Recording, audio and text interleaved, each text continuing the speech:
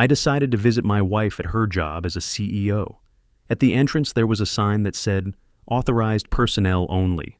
When I told the guard I was the CEO's husband, he laughed and said, "Sir, I see your husband every day. There he is coming out right now." So I decided to play along.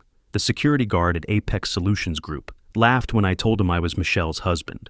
"Sir, I see your husband here every day. There he is right now, actually." He pointed toward the glass doors where a man in a charcoal Tom Ford suit was walking through the lobby.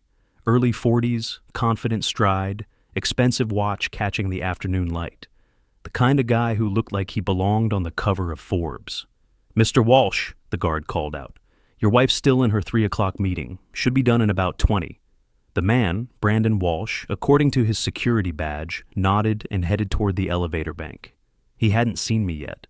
I was standing off to the side, holding a small Tiffany box containing a Rolex Submariner. 22 years of marriage deserved something special, and I'd saved for months to buy it. My heart was doing something strange in my chest. Not racing exactly, just stopping and starting like a faulty compressor on one of my construction sites. 22 years. I'd been married to Michelle for 22 years, and apparently she had another husband at work. Brandon pressed the elevator button, pulled out his phone, started scrolling. Every instinct I had screamed at me to confront him, to walk over there and ask him what the hell he thought he was doing, calling himself my wife's husband. But something stopped me.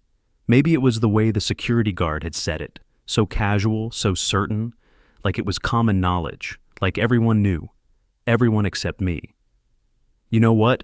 I said to the guard, keeping my voice steady. "I think I have the wrong building. I'm looking for Crawford Engineering Partners, not Apex Solutions." The guard looked confused. "You said you were Mrs. Parker's husband."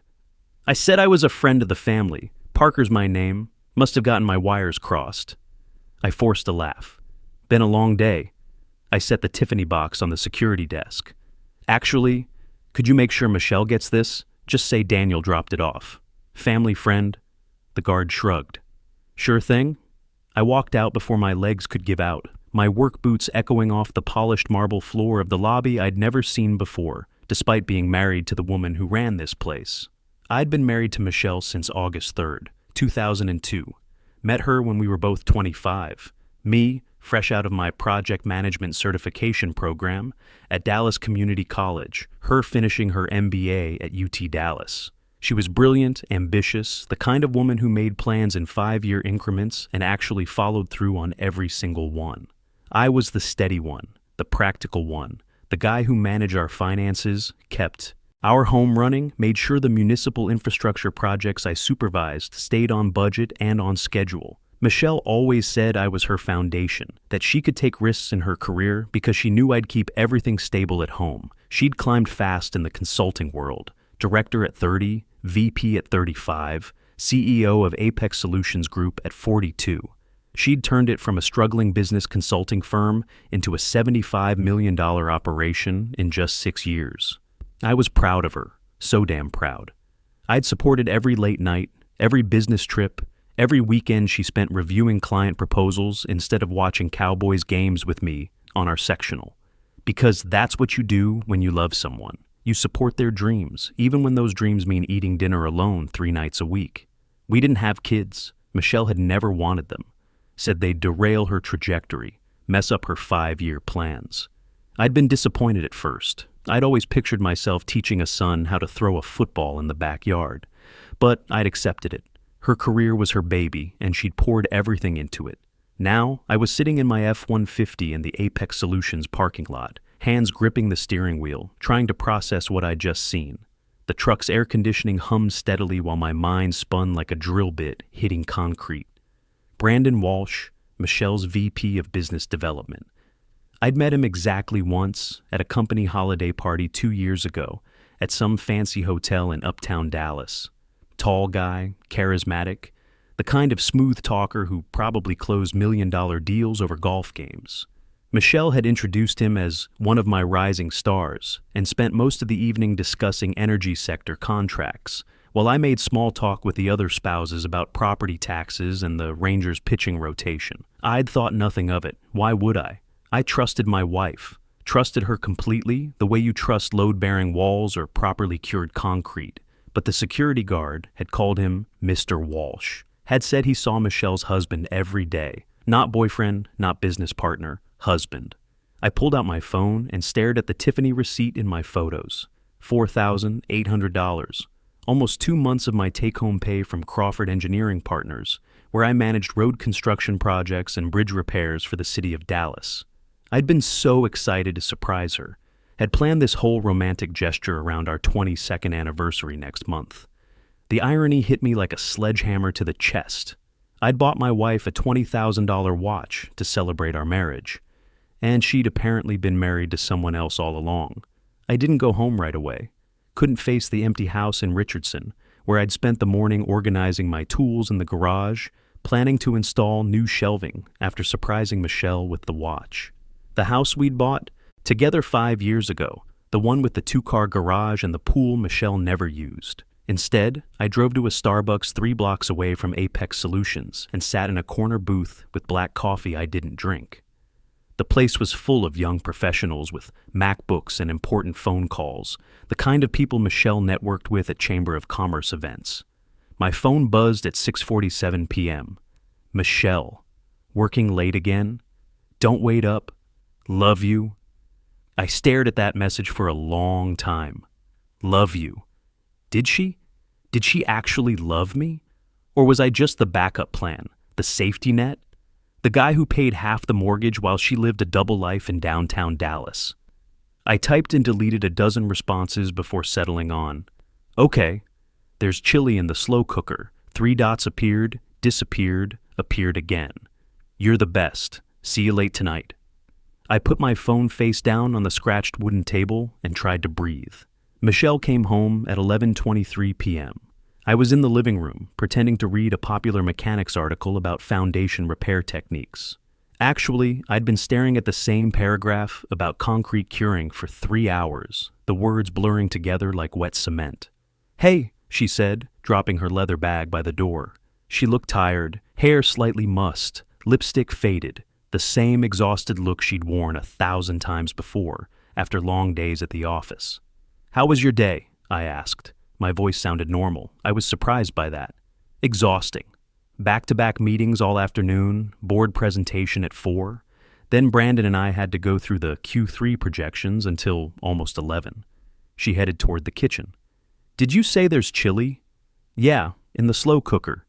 I listened to her move around our kitchen, the microwave humming, the refrigerator opening and closing, the familiar sounds of my wife existing in our home, the same sounds I'd heard for over 2 decades. Our home. Was it even our home anymore? Or had it become just another one of her properties, like that downtown apartment I was starting to suspect existed? She came back with a bowl of reheated chili and settled into the leather recliner across from me, the one she'd bought last year after her promotion. Everything in our house told the story of her success. The granite countertops, the stainless steel appliances, the 75-inch TV mounted on the wall. This is perfect. I'm starving, she said, taking a bite. You always know exactly what I need. I actually stopped by your office today, I said casually, not looking up from my magazine. Brought you something from Tiffany. She paused mid-bite, just for a second, a tiny hesitation that most people wouldn't notice. But I'd been married to her for 22 years, had watched her navigate countless business negotiations. I knew her tells, the slight tightening around her eyes when a client was lying about their budget, the way she touched her earring, when she was calculating her next move. You did? I didn't get anything. I gave it to Brandon Walsh, figured he could pass it along since you two work so closely together. Oh. She took another bite, chewed thoughtfully, swallowed. He didn't mention it. Maybe it got lost in the shuffle. Busy day, you know. We had that emergency client call about the Peterson Industries contract. She was lying perfectly. Not a single crack in her composure. The same smooth delivery she used when explaining to City Council why a project was over budget. Professional, practiced, seamless. How is Brandon? I asked, setting down the magazine. He's great. Best VP I've ever worked with. Really gets the vision, you know. We're in sync on pretty much everything. Client strategy, market positioning, long-term growth plans. In sync. Interesting choice of words. That's good. Important to have a strong working relationship with your leadership team. Absolutely. She smiled at me, the same warm smile I'd fallen in love with 22 years ago when she was just another ambitious MBA student. Thanks for trying to surprise me, though. That was really sweet. Anytime. We sat there for a while, her eating chili and scrolling through emails on her phone, me pretending to read about load calculations, like a normal married couple on a Tuesday night. Except nothing felt normal anymore. Every familiar gesture seemed like performance art. Every casual comment felt loaded with hidden meaning. After she went to bed, I lay awake staring at the ceiling fan, watching the blades cut through shadows cast by the streetlight outside. Michelle's breathing settled into the deep, steady rhythm I knew so well. Years of running on caffeine and deadline pressure had trained her to shut down completely when she finally crashed. By midnight, she was out cold. I slipped out of bed and padded down the hallway to her study, my bare feet silent on the hardwood floors we'd installed 3 years ago. The door was never locked. Why would it be? I was her husband. She trusted me. Or, at least, she trusted that I was too naive to go looking for trouble. Her laptop was on the mahogany desk, closed but not locked. I knew her password, had known it for years because she'd never bothered to change it from our wedding date, 080302. I opened the laptop, my hands shaking slightly, feeling like a criminal in my own home.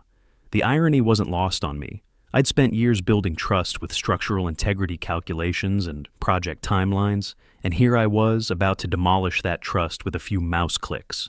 Her email was already open, thousands of messages organized into folders with corporate efficiency.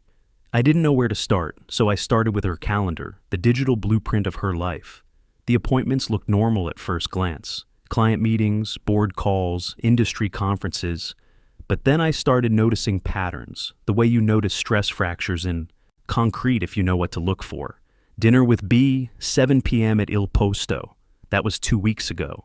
Il Posto was a romantic Italian restaurant in Deep Ellum, the kind of place with candlelit tables and live jazz music. Not where you take your VP for a business dinner.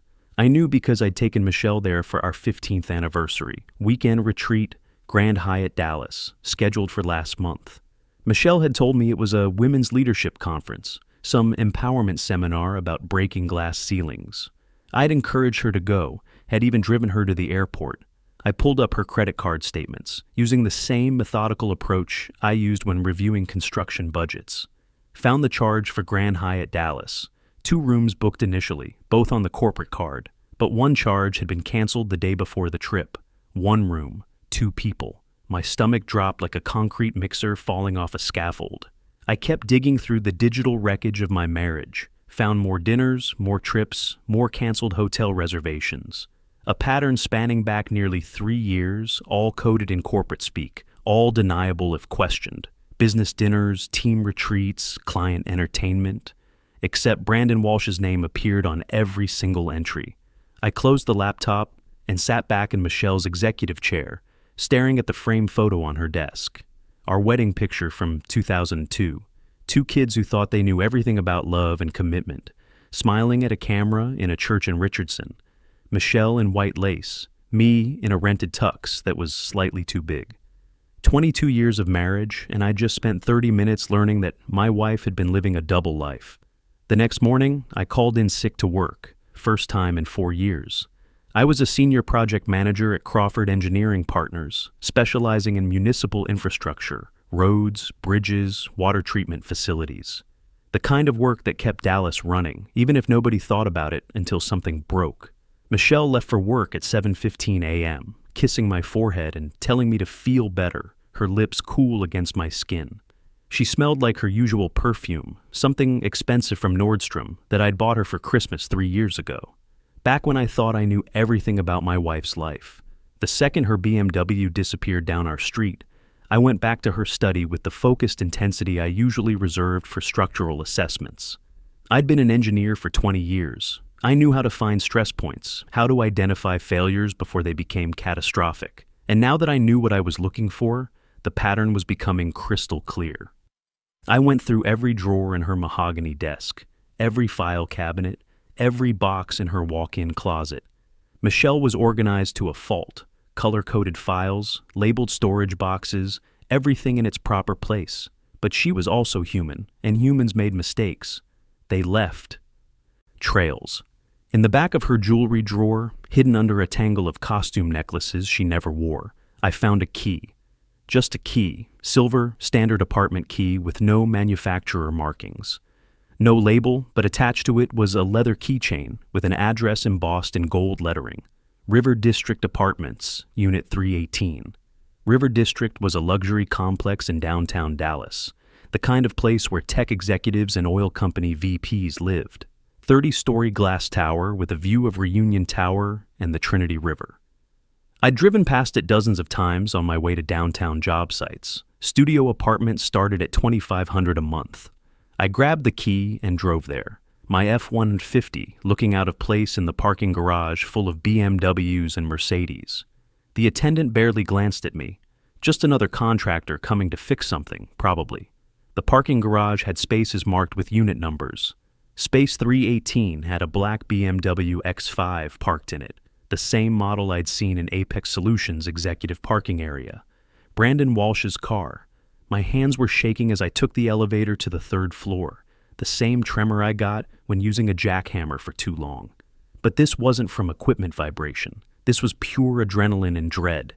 Unit 318. The key fit perfectly.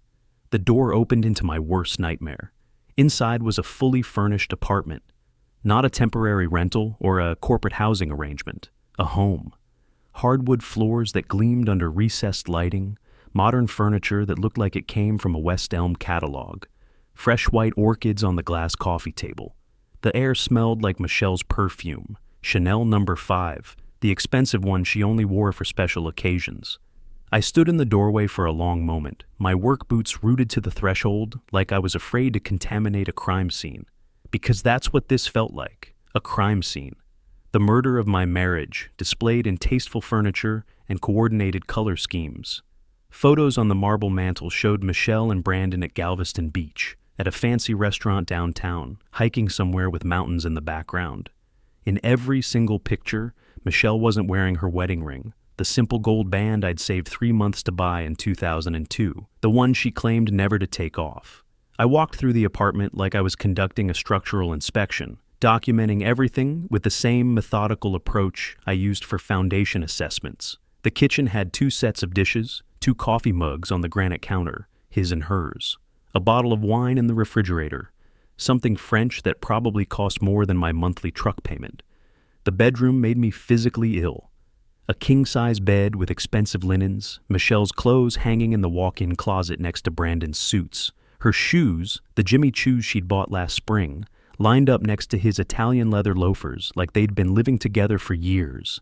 On the dresser, next, to a framed photo of them kissing at some tropical resort, I found a folder labeled Future Plans in Michelle's distinctive handwriting, the same neat script she used for project proposals. I opened it with the same care I'd use handling unstable explosives.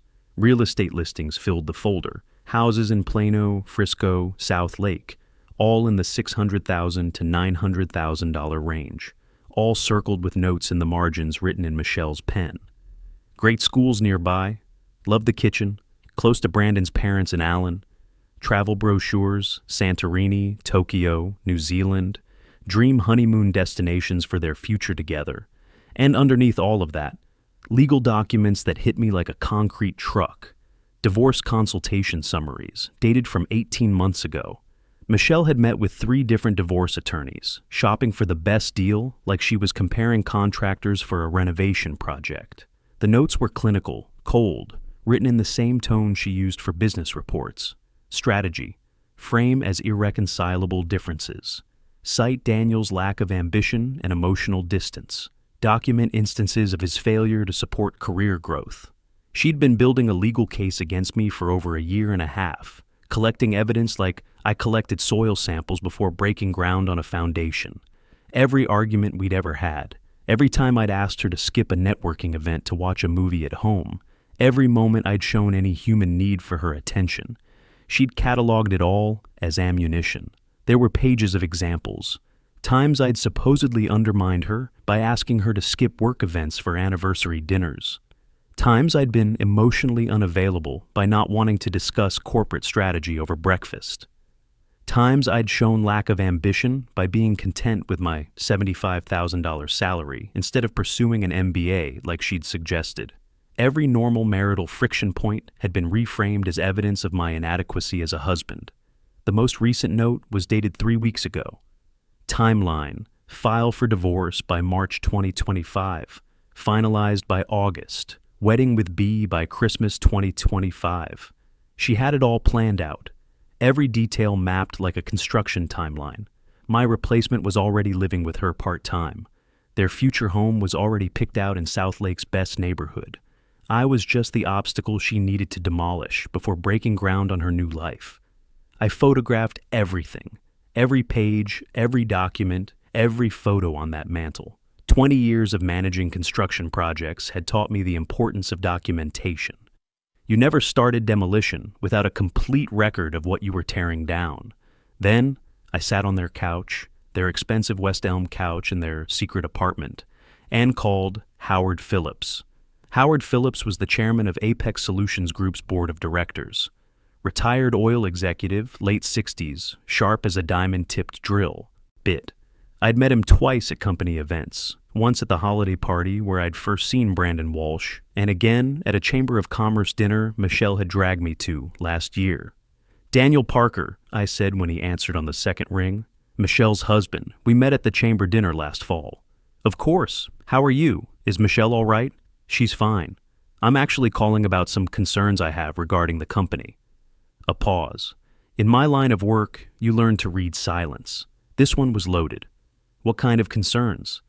The kind that involve unauthorized corporate restructuring and conflicts of interest that could expose the board to liability. "Do you have time to meet today?" Another pause, longer this time. "I can be at your office in 2 hours. I work from home. I'll text you the address." Howard Phillips arrived at 2 p.m. sharp, driving a silver Cadillac that probably cost more than my annual salary. Tall, silver-haired, wearing a suit that screamed old Dallas money. The kind of man who'd built his fortune when oil was still king in Texas. I offered him coffee. He accepted. Black, no sugar.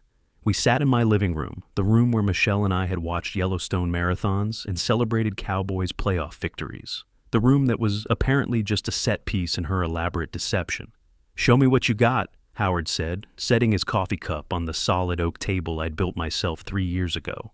I pulled out my laptop and walked him through everything with the same systematic approach I use for presenting infrastructure proposals to city council.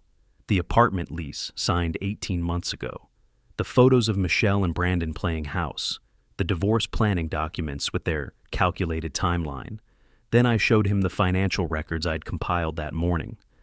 Corporate credit card statements that revealed a pattern of redirected business expenses. Team dinners that were actually romantic dates. Business trips that involved canceled hotel reservations and shared accommodations. Howard's expression grew darker with every revelation, like watching storm clouds gather over a job site. "Jesus Christ," he muttered when I showed him the corporate restructuring documents I'd found in Michelle's laptop. "She's been repositioning client accounts to benefit Brandon's division without board approval. And this is why?" I pulled up the photos from their apartment. Howard's jaw tightened like a man who just discovered his foundation was built on shifting sand. "They're having an affair. More than that, they're planning a future together. She's been positioning him to take over key client relationships while building a legal case to divorce me. The whole thing's been choreographed like a construction project. Demolish the old structure, build something new in its place. That's a massive conflict of interest. She has a fiduciary duty to the board, to the shareholders. If this had continued..." Baz stopped, ran a hand through his silver hair. "Do you have copies of all this?" I handed him a flash drive containing everything. Bank records, corporate documents, photos, timeline, the complete blueprint of my wife's betrayal. "Everything's in there. I need to call an emergency board meeting."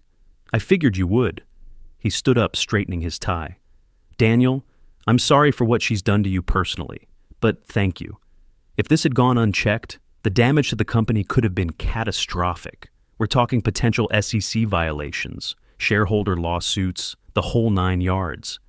I'm not doing this for revenge, I said, though that was partly a lie. I'm doing it because it's the truth, and I'm done pretending not to see the cracks in the foundation. Howard shook my hand with the firm grip of a man who'd closed billion-dollar deals. I'll be in touch. The board meeting happened that same afternoon. I wasn't there, but Howard called me at 5:47 p.m. to deliver the verdict. Brandon Walsh has been terminated effective immediately. Michelle's been placed on administrative leave pending a full investigation. We've hired a forensic accounting firm to audit the last 3 years of client account management. What about criminal charges? If the audit confirms what you've shown me, we'll be referring the matter to the SEC and the Dallas County DA's office. Corporate fraud is a federal crime, especially when it involves fiduciary breaches at this level. Michelle came home early that night. I was in the kitchen making a sandwich for dinner when she walked in at 6:30. One look at her face told me Howard had delivered the news. "You destroyed everything," she said, her voice shaking. No longer the composed CEO, just a woman whose carefully constructed world had just collapsed. Brandon lost his job. The board is investigating me. My career is over. Your career? I kept my voice level, the same tone I used when explaining to contractors why their work didn't meet specifications. You spent 3 years planning my replacement. You stole money from our joint accounts to fund your affair. You committed corporate fraud to benefit your lover. I was going to tell you? When? After you filed for divorce? After you married Brandon next Christmas, like you planned? Silence. You knew about that. I know everything, Michelle. The apartment, the lawyers, the timeline, the real estate listings in Southlake, all of it. Please, her voice broke. We can fix this. I'll end things with Brandon. We can go to counseling. Brandon already lost his job because of you, and now you want to abandon him too. At least be consistent in who you betray. 6 months later, I was sitting in my new condo in Addison, reading the Dallas Business Journal over coffee. Michelle had resigned from Apex Solutions rather than face the SEC investigation. Brandon had filed a wrongful termination lawsuit that was quickly dismissed when the evidence became public. They'd broken up 3 months after everything collapsed. Turns out their love wasn't strong enough to survive the wreckage of 2 destroyed careers and a federal investigation. My phone buzzed. A text from Jessica, someone I'd met at a Rangers game in July. We'd been dating for 3 months. Nothing serious yet, but something real, built on truth instead of lies. Coffee this morning? That place in Deep Ellum you like. I smiled and texted back. Perfect. See you at 10. I put down my phone and looked out at the Dallas skyline, the same city I'd been helping build for 20 years. Behind me, my condo was quiet, small, honest. No secret apartments, no hidden agendas, no carefully constructed deceptions. Just truth. Simple, painful, free, and that was everything.